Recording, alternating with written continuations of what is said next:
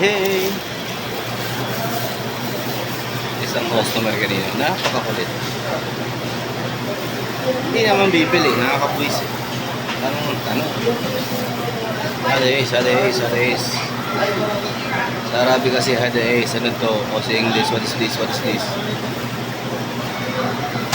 Wala bibili. Wala bibili. Ayan guys.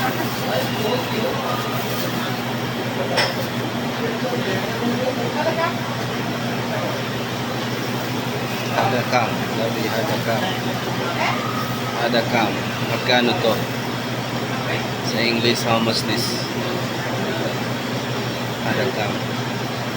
Hades. Ano to? Sa Tagalog. Sa English, what is this?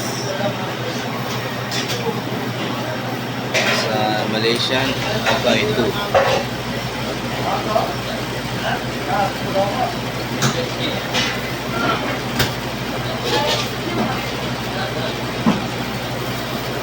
Sa Arabic, rice, rus.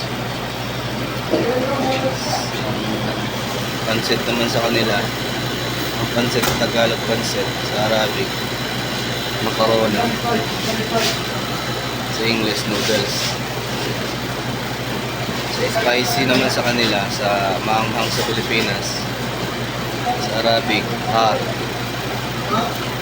Sa English, spicy.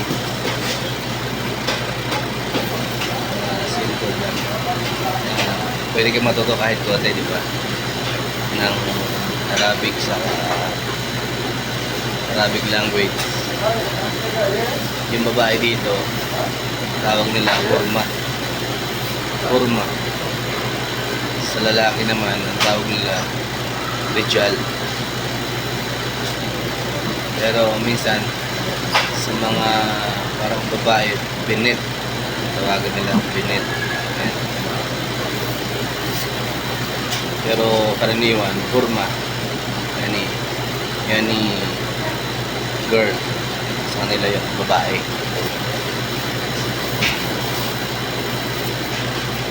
Ang pera naman dito, pera sa atin is pera, diba? Sa English is money. Sa Arabic naman, ulus.